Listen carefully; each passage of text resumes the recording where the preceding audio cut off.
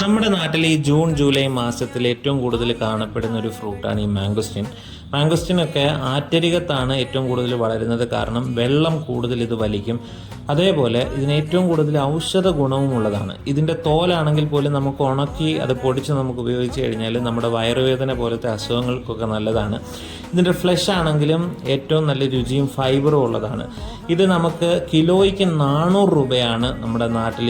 ഞാൻ വാങ്ങിച്ചത് കോന്നി, റാന്നി, പത്തനംതിട്ട എന്ന ഇടങ്ങളിൽ 300 തൊട്ട് 400 രൂപ വരെയാണ്. നല്ല ഫ്രൂട്ടാണ്, നിങ്ങൾക്ക് എത്ര വേണമെങ്കിലും കഴിക്കാൻ പറ്റും. അതേപോലെ ഇതൊരു വയലറ്റ് ആണ് ഇതിൻ്റെ കളറ് വരുന്നത് ഇതിൻ്റെ തോടിൻ്റെ ഭാഗത്തിന്.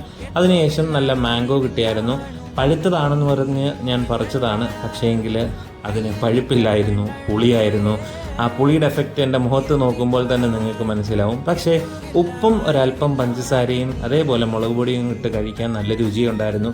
നമ്മുടെ കുട്ടിക്കാലത്തെ ഓർമ്മകളിലേക്കൊക്കെ നമ്മളെ കൊണ്ടുപോകുന്ന ഒരു രീതിയിലായിരുന്നു. നമ്മുടെ ചാനലും സബ്സ്ക്രൈബ് ചെയ്യാൻ മറക്കല്ലേ.